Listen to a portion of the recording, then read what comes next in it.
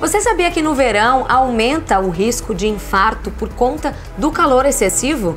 Pois é, gente. Por isso, a gente vai saber agora quais são os cuidados para manter a saúde do coração em dia, mesmo com excesso de calor. A gente está aqui com o Dr. Felipe Carrá, que é cardiologista. Bom dia, doutor. Bom dia, tudo bem, Bruna? Tudo certo. Antes da gente começar, vamos assistir alguns depoimentos de pessoas dizendo como que elas se sentem quando elas são expostas ao excesso de calor. Olha só. Quando eu estou exposto ao calor extremo, eu sinto muito suor, né? Cansaço. E aí é interessante sempre estar hidratando, né? Procurar uns horários próprios para fazer atividade física ao ar livre, não se expor ao sol muito forte entre 11 horas e 2 horas da tarde. Sempre procuro fazer dessa forma. O que eu sinto quando eu me exponho ao calor extremo é a sensação de cansaço, né? Fadiga. E ao mesmo tempo a vontade de se hidratar, né? De procurar logo alguma coisa para água ou algum isotônico, então acho que tem que haver essa preocupação. É calor, um calor insuportável, muito calor mesmo. Não chego a passar mal, mas é bem desagradável. Eu acho que é importante acrescentar que no período mais quente é interessante sempre você usar roupas mais leves, especialmente se você for fazer exercício físico fora, né, em ambientes abertos. Prestar muita atenção, como eles falaram, na hidratação, é importante isso, e lembrar de manter uma dieta mais leve, né, pobre em gordura, sem muitos condimentos, né, eu acho que isso ajuda também. Sim.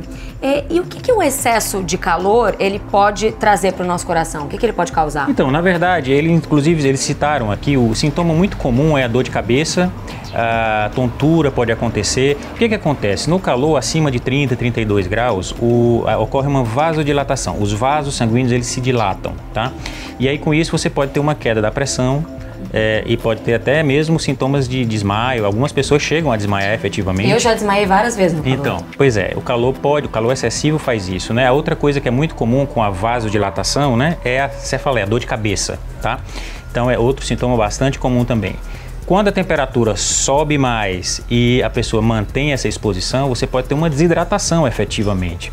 E aí a perda de líquido pode também afetar o coração, o sistema circulatório, no sentido de que você deixa o sangue mais viscoso. E isso daí pode predispor, sim, em determinados casos, a obstrução das artérias, né, do coração, do cérebro. Então pode piorar realmente, aumentar o risco de eventos cardíacos, né, como um infarto ou mesmo AVC. Sim.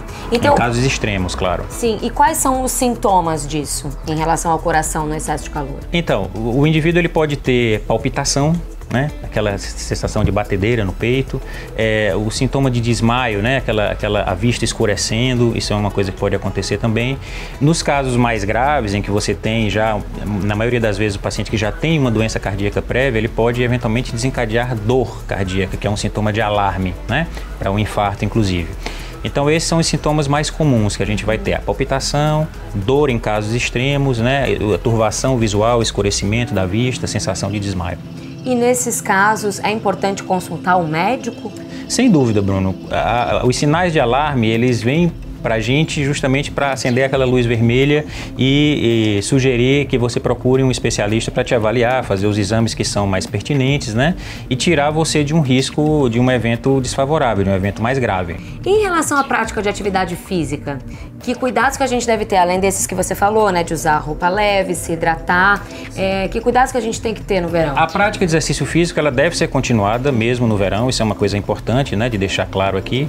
Agora, como a gente já falou, o calor excessivo ele traz sintomas e podem ser sintomas inclusive que vão levar a um problema mais sério. Então assim, evitar a atividade física fora, né, em ambiente aberto, nos picos de calor, né, nos horários mais em que o sol está mais quente. Então procurar fazer o exercício físico num horário que o sol esteja mais ameno, tá certo? Para ficar mais agradável também, até para né? ficar mais agradável, exatamente. Levar uma garrafinha de água para manter a hidratação e lembrando mais uma vez o uso de roupas leves. Isso ajuda também a temperatura do corpo ficar mais baixa. E para fazer atividade física em ambiente fechado, tem algum cuidado a mais? Não, aí ambiente fechado muitas vezes existe até uma climatização, né?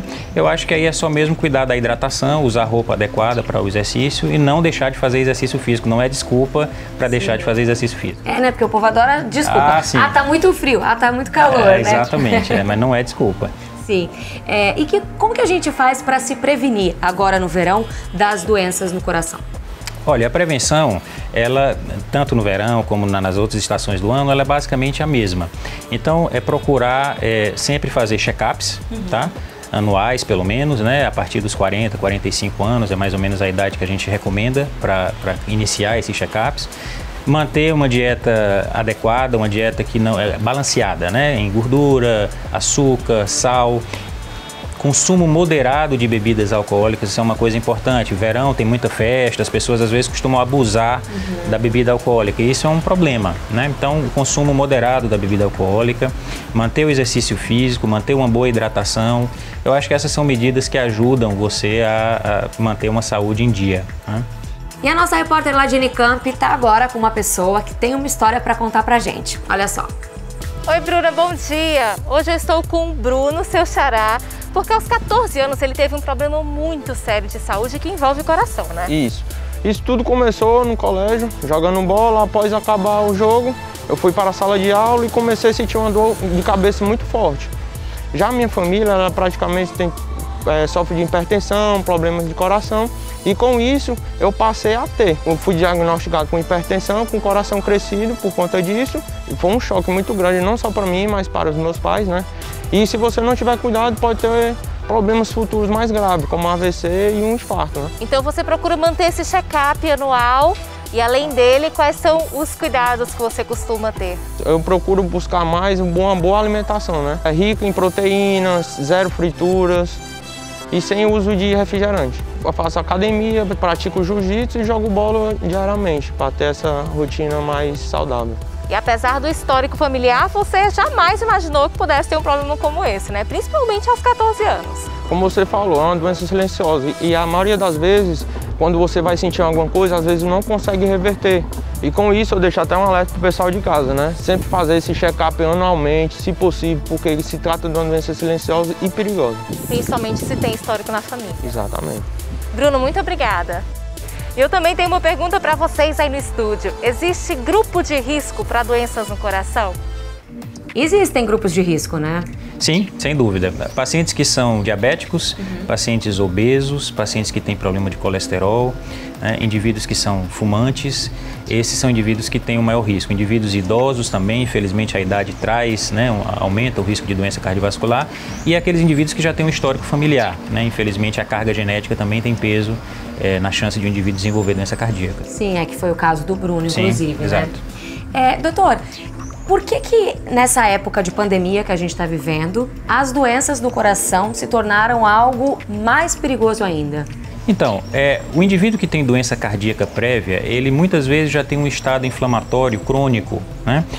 A gente sabe que o Covid ele é capaz de infectar células cardíacas, os cardiomiócitos, né, que a gente chama. E uma vez infectadas, eles vão desencadear uma resposta inflamatória local que vai desorganizar muitas vezes o sistema, inclusive condutor do coração, o sistema elétrico, né, que conduz os impulsos, vai gerar uma resposta inflamatória local ali que vai favorecer também a formação de trombos nos vasos, que por sua vez podem levar à obstrução dos vasos cardíacos, das artérias cardíacas, né, coronárias que a gente chama, e eventualmente levar a infartos, por exemplo. Há aqueles casos também que existe a inflamação que a gente chama de miocardite, que é muito comum, inclusive em pessoas jovens. Muitas vezes acham que podem participar e aí de festas sem a proteção adequada, sem máscaras, né? Acham que por conta da idade não estão em salvo-conduto. Na verdade, esse vírus ele não escolhe idade, então ele pode sim causar essa inflamação. A gente tem visto isso até com alguma frequência, essa inflamação do músculo cardíaco, a miocardite, né, que pode ter um desfecho desfavorável, um desfecho grave, inclusive com morte. E você sente que por conta da Covid as pessoas estão se preocupando mais com o coração? Sinto. Eu tenho visto isso, inclusive na minha prática diária, que as pessoas se preocupam mais. Existe também a questão da ansiedade. As pessoas estão ansiosas, com medo desse vírus, então elas ficam... Qualquer sintoma já deixa aquela dúvida, então eles têm procurado mais o médico, às vezes com sintomas simples, sintomas que nem têm muita relação com o coração, mas que ficam, que as deixam muito preocupadas, né? Então, de fato, as pessoas têm se preocupado mais, têm se preocupado mais com a saúde, têm procurado mais a ajuda, né, auxílio médico para tentar diagnosticar doenças mais cedo. Muito obrigada, doutor. Obrigado, Ana.